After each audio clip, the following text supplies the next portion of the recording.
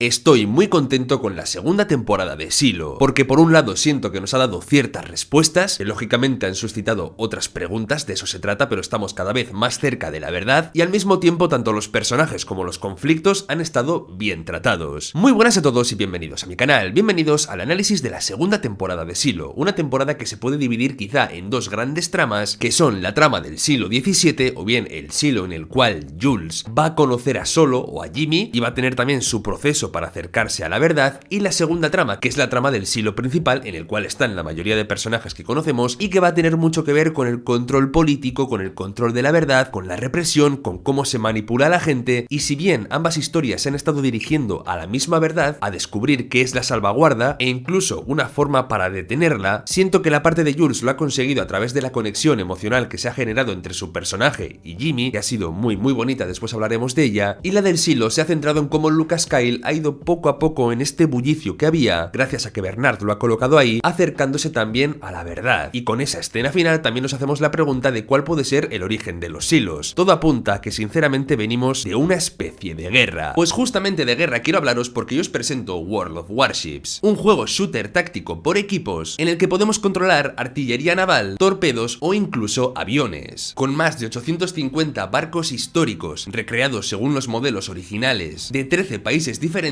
podrás elegir destructores, cruceros, acorazados, portaaviones o incluso submarinos, y cada uno te aportará una experiencia de juego diferente. Visualmente además se ve muy bien, hay un montón de mapas y las condiciones meteorológicas cambian para que cada batalla se sienta única. Además de eso, el juego no para de actualizarse constantemente, cada mes hay nuevo contenido, que ya pueden ser colaboraciones con otros juegos, con bandas musicales o incluso pases de batalla, haciendo que World of Warships tenga constantemente novedades que disfrutar. Con el enlace de la descripción podrás acceder al juego y obtener además un starter pack de recompensas valorado en 25 € totalmente gratis, con lo cual la oportunidad para empezar es ahora. Puedes jugar con amigos, puedes entrar solo y allí pues si te apetece conocer gente, con lo cual no desaproveches esta oportunidad. Recuerda, tienes el link en la descripción y en el comentario fijado. Muchas gracias a World of Warships por confiar en mi canal para esta colaboración y seguimos con el vídeo. Como os he dicho, la trama está dividida en dos grandes espacios, el Silo 18 y el Silo 17, pues vamos a hablar un poquito del Silo principal, donde están todos los personajes. Me ha parecido muy interesante el tira y afloja que hemos tenido entre las partes superiores del Silo y las partes inferiores, como Bernard desde arriba, desde su posición de alcalde, y a través de lo que le dice la orden, que es esta ley o estas directrices que hay que aplicar para llevar el Silo de una forma correcta. Lógicamente esto tiene que ver con lo que quieren que suceda en el Silo quienes quiera que están controlándolo, porque ya nos queda claro que hay alguien o algo controlándolo desde un punto superior, y claro, Bernard siguiendo estas directrices pues reprime a la gente, hace chantajes también a algunos personajes, tergiversa la verdad muchas veces de una forma brillante para que parezca que los de informática o los de arriba están haciendo las cosas bien mientras que los de abajo son los culpables de todo, generando mucha polarización entre los pisos superiores y los pisos inferiores. Supuestamente las revueltas en el Silo son algo recurrente, pero se supone que si sigues los pasos que te dice la orden, puedes aplacarlas, ¿no? Y en eso está Bernard intentándolo. Robert Sims y sobre todo su esposa, Camille, ambos han demostrado ser personajes muy ambiciosos, pero está claro que el personaje que quizá lo es más de los dos es su esposa, que a veces parece que incluso lo controla o le dice qué tiene que hacer o cómo para que ascienda al poder, primero para intentar volver a ser la sombra de Bernard, después para intentar volver a ser el jefe de seguridad incluso, y al final incluso se plantean cambiarse de bando porque creen que los de abajo van a ganar, con lo cual siempre están ahí intentando beneficiarse lo máximo posible. De hecho hay una escena final en la cual entran por fin a la cámara esta secreta que tiene Bernard a través de la llave que le ha dado, y parece que la propia cámara o la entidad que la controla prefiere a Camille antes que a Robert, con lo cual nos deja claro que quizá confíe más en ella, no porque sea mejor persona, sino quizá porque sea más ambiciosa, y a cambio de una promesa de poder, posiblemente sea más sumisa incluso que el propio Robert. Así que esto, como digo, ha sido interesante y han sido dos personajes que se han movido como unas sabandijas y unas buenas sanguijuelas. Tened en cuenta que ellos han generado revueltas falsas que han llevado a morir al personaje de Cooper, o incluso se han aprovechado del personaje de Patrick Kennedy. También han intentado tirar abajo al personaje de Meadows, lo cual ha hecho que Bernard después tenga que matarla. Así que han desencadenado bastantes eventos muy importantes de la temporada. La muerte de Meadows de hecho ha sido uno de los más potentes. Estaba claro que Meadows sabía algo con respecto a Salvador Quinn, algo que tenía que ver con esa carta cifrada. De hecho después se nos revela que ella sabía la verdad sobre la salvaguarda, sobre este sistema para matar a la gente del Silo, y este fue el motivo por el cual Meadows se alejó de ser la sombra de Bernard, pero Bernard todo esto no lo sabe y lo que hace es matarla simplemente por las circunstancias, para poder culpar a los de abajo y demás, pero el momento en el cual la ha matado, sabiendo que además tenían un vínculo muy cercano, incluso romántico entre los dos, ha sido un un momento que me ha sorprendido muchísimo, que me ha encantado dentro de lo que es la temporada. Hasta qué punto Bernard está dispuesto a hacer daño incluso hasta a las personas que quiere para proteger un silo según unas creencias que él tiene que ni siquiera son verdad, que está manipulado no por esa orden, por ese código, por lo que se supone que debe hacer. Espabila Bernard, que hay una verdad más allá de todo eso. Aunque intentan cargar a Mecánica una vez más con la muerte de Meadows, las revueltas empiezan a ser insostenibles y sobre todo por eso que dice Pete Nichols, que es el padre de Juliet, que dice que los símbolos son muy difíciles de aplacar. Bernard lleva intentándolo durante toda la temporada, pero ese germen, esa semilla de la libertad o de que hay algo más, es muy difícil de arrancar de la gente una vez que la saben, o una vez que la han hecho propia, con lo cual esos intentos de control solo derivan en más descontrol y en más revueltas. Me ha gustado mucho el personaje del sheriff Billings porque también siento que se revela un poco ante la autoridad. Al principio la gente de informática o Bernard pensaba que iba a ser un sheriff más sumiso de lo que lo fue Juliet Nichols, pero ha resultado que no, que también tiene sus inquietudes y es una pieza clave en la revolución de los sheriffs, que al final son quienes ayudan a los estratos de abajo a controlar la parte de informática. Así que una sorpresa, su personaje parece recuperado incluso de su afección, esa que le generaba temblores, y lo que ha sucedido con su personaje es que Bernard y la gente que intentaba controlarlo lo han subestimado y eso me ha gustado. El personaje ha demostrado carisma y personalidad. Como no, las revueltas escalan y tenemos pues elementos clave dentro de una guerra, como lo son la propaganda con esta especie de torpedo, esta especie de misil que lanzan hacia arriba, del cual salen un montón de papelitos. Tenemos también el elemento de la represión, ¿no? Porque al final todas estas fronteras que se establecen, o el chantaje que Bernard, por ejemplo, le va a hacer al personaje de Woke, o sea, eso está ahí, y en cambio también los de abajo tienen sus armas, como lo es apagar el generador o incluso amenazar con destruirlo, que es lo que van a hacer al final. Mientras todo este quilombo sucedía, que me ha gustado mucho, tenemos que irnos ahora a ver al personaje de Juliet, porque también ha tenido su propio camino muy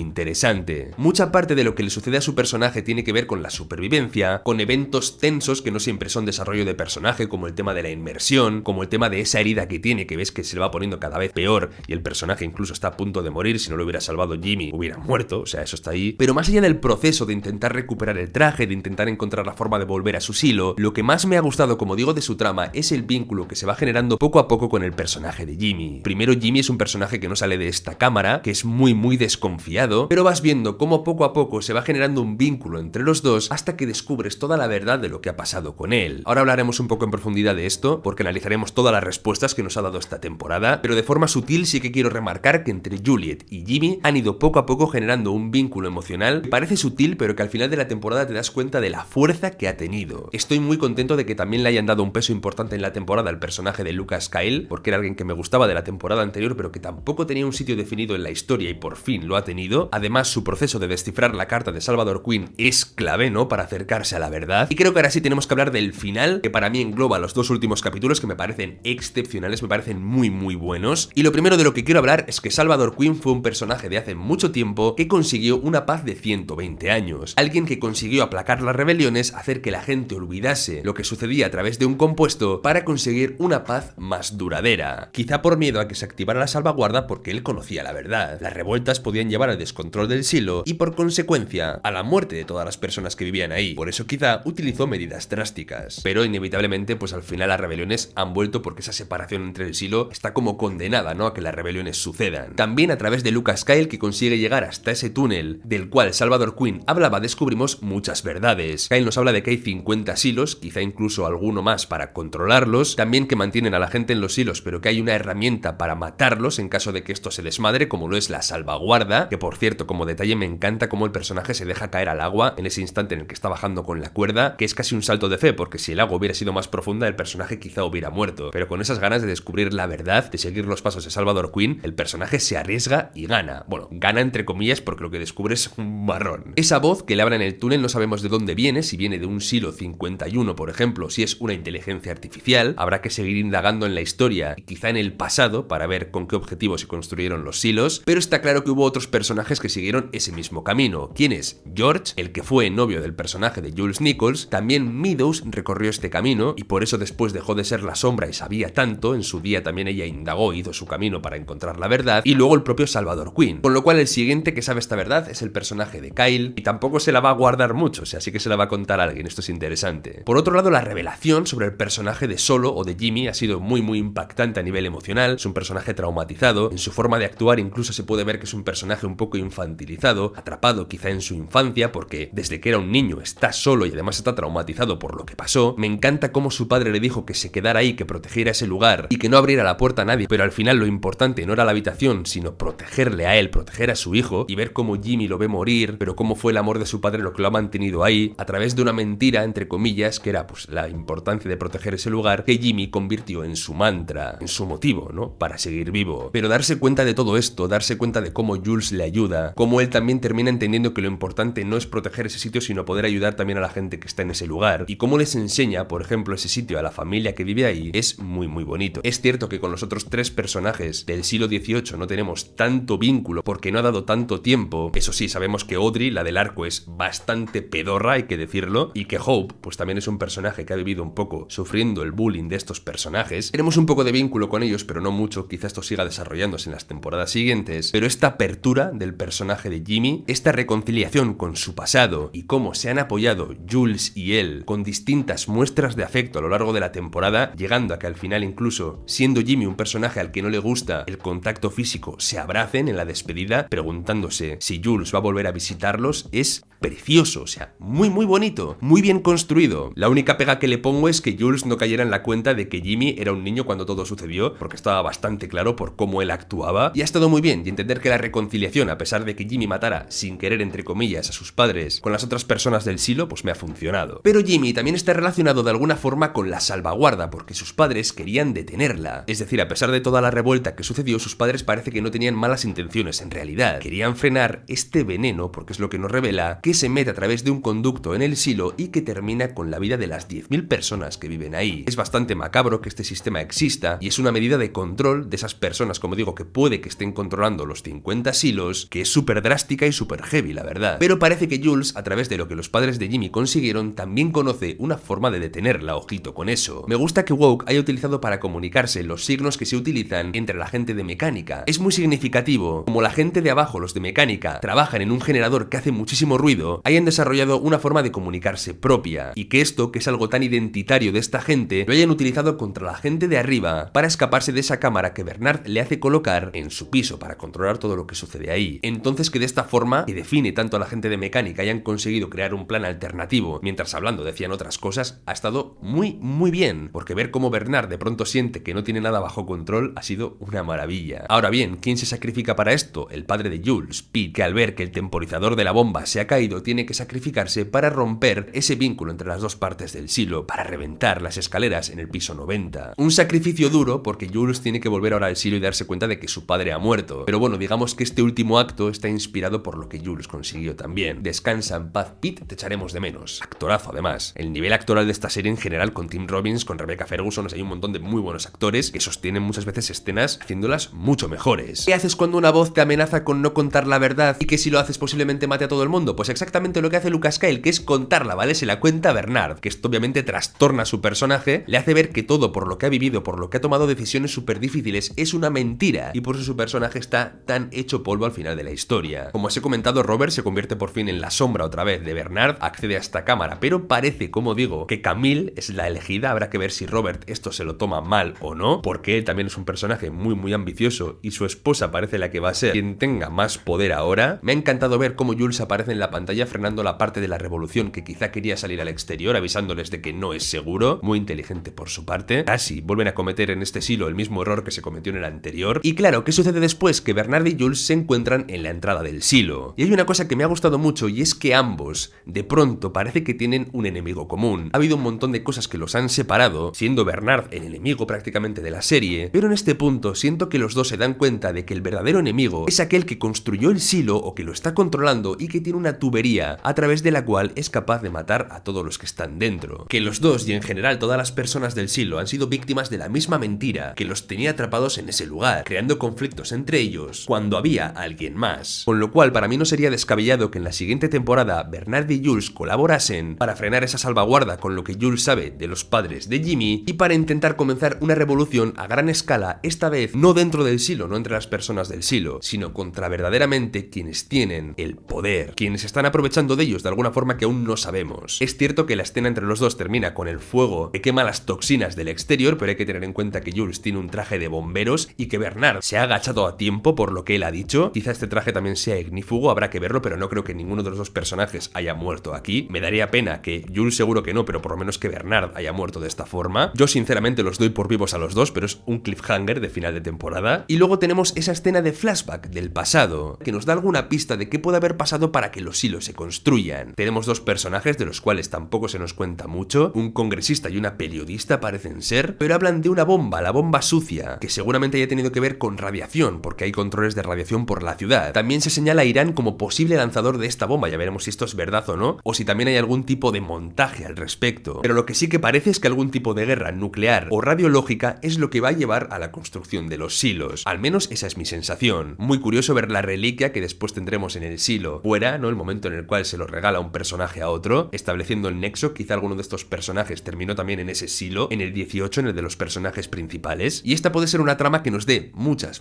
respuestas la temporada que viene. Así que sí, veis que aún quedan cosas por descubrir, pero también vemos que quizá los silos sean un plan del gobierno, que hay alguien más controlándolos, que hay una voz que habla que quizás sea humana o quizás sea una inteligencia artificial, pero desde luego hay algo que está controlando los hilos y aprovechándose de ellos. Esto puede cambiar la dinámica de los personajes y crear alianzas, por ejemplo, entre Bernard y Jules. Y por el camino la serie ha sido muy entretenida, muy tensa, muy divertida, mostrándonos muchas facetas del control político en un silo y un vínculo emocional precioso construido con mucho mimo entre Jimmy y Jules. Y por eso, como digo, la temporada 2 de Silo me ha gustado. A mí personalmente os digo que más que la primera. Opinión personal. Es que ya os digo que con la revelación del pasado de Jimmy lloré como una magdalena.